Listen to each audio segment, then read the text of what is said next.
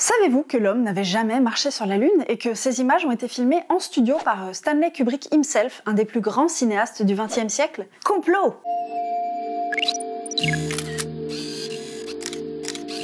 Évidemment qu'Armstrong a jamais marché sur la Lune, enfin qu'est-ce qu'un musicien de jazz irait faire dans l'espace? Vous parlez du coureur cycliste alors? Ah, Neil Armstrong, l'astronaute! Ah oui, bah du coup, ouais, je comprends mieux.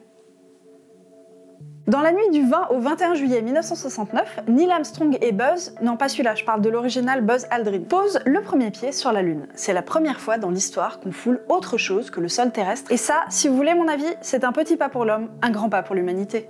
Je devrais peut-être déposer cette phrase avant qu'on me la pique. Outre l'accomplissement technologique que cette mission représente, elle aura aussi permis de collecter 22 kg d'échantillons rocheux provenant de la Lune. Ça, c'est typique des géologues, hein, quand ils vont en vacances quelque part, faut toujours qu'ils ramènent des cailloux. À cette époque, nous sommes en pleine guerre froide. Les États-Unis et l'Union soviétique jouent à qui peut faire pipi le plus loin pour se faire peur, mais à distance. Bah oui, vu que chacun avait la bombe atomique, le moindre crépage de chignon aurait pu causer quelques petits dégâts. Alors, les deux grandes puissances de l'époque ont décidé de faire la course, et notamment la course à l'espace. Qui lancera le premier satellite artificiel autour de la Terre? La Russie. Qui mettra le premier animal en orbite? Encore la Russie. Qui enverra le premier homme dans l'espace? Toujours la Russie. 3-0, les communistes étaient en train de mettre la pâtée aux capitalistes qui ont un petit peu paniqué. Du coup, en 1962, le président américain JF Kennedy a déclaré « Même que nous, on va envoyer des gens sur la Lune et on fera ça avant la fin de la décennie, pas parce que ces choses sont faciles, mais parce que ces choses sont difficiles. » Et là, les scientifiques se sont dit « Oh là là là là, qu'est-ce qui nous a sorti ce JF ?» Bon bah maintenant on n'a plus trop le choix de toute façon, donc allez, come on guys, au boulot.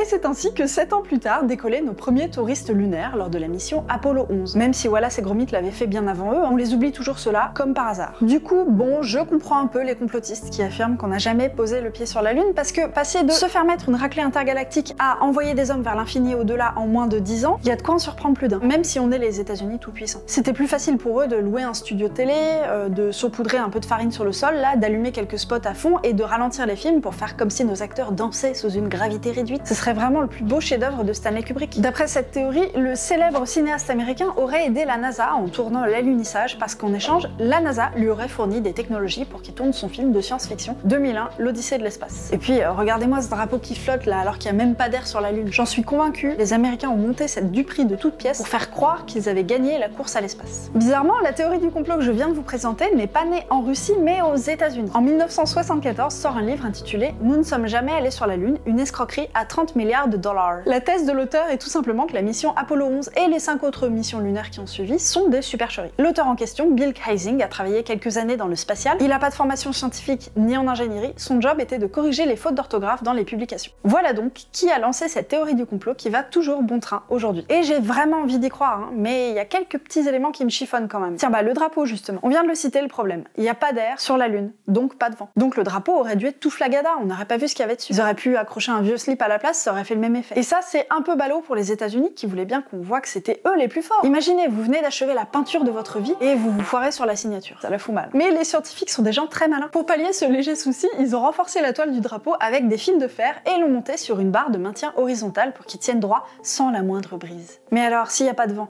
pourquoi est-ce qu'il bouge un peu sur la vidéo là? Tout simplement parce que les astronautes viennent de le planter et que le tissu en est encore tout remué. C'est un phénomène physique tout bête qu'on appelle l'inertie. Et les traces de pas alors? Si la Lune est véritablement constituée de cheddar, il n'y a pas de raison qu'on y voit aussi bien ses empreintes de bottes. Il n'y a que de la boue pour laisser aussi bien les traces. Or, il n'y a pas d'eau sur la Lune, on nous ment. En fait, la surface de notre satellite naturel est recouverte d'une fine poussière qui ressemble un peu à de la cendre volcanique et qu'on appelle régolithe. Quand on marche dessus, c'est très facile de la comprimer sous la forme de nos empreintes de bottes. Et en plus, comme il n'y a pas de vent, ces traces peuvent rester là plus ou moins éternellement, à moins qu'une météorite vienne les dégommer. D'ailleurs, je suis étonnée que les astronautes en aient pas profité pour faire un ange de Noël ou dessiner des bêtises sur le sol. Vraiment, je crois qu'on n'a pas les mêmes priorités. Allez, une petite dernière pour la route. Si c'est pas filmé en studio, où sont les étoiles dans le ciel? Il me semble qu'il y en a quand même un paquet dans l'espace, on devrait au moins avoir une ou deux dans le fond, quoi. Eh bien, la solution est tout simplement d'ordre technique. La lumière du soleil éclairait si fort les premiers plans qu'il était impossible de voir les étoiles à la caméra. Vous pouvez essayer vous-même avec vos téléphones d'ailleurs. Sortez la nuit, éclairez quelqu'un au premier plan avec une lampe, et si vous le prenez en photo, tel quel, lui il sera bien, mais on verra aucune étoile derrière. Si vous voulez voir les étoiles, il faudra faire un petit réglage sur votre téléphone, vous verrez les étoiles, mais votre premier plan éclairé, là, il va être complètement éclaté, tout blanc. C'est ce qu'on appelle surexposé en photo. On peut pas avoir le beurre et l'argent du beurre. Dans notre cas, les sujets éclairés et les étoiles dans le fond. Les appareils photo et les caméras ne fonctionnent juste pas comme ça.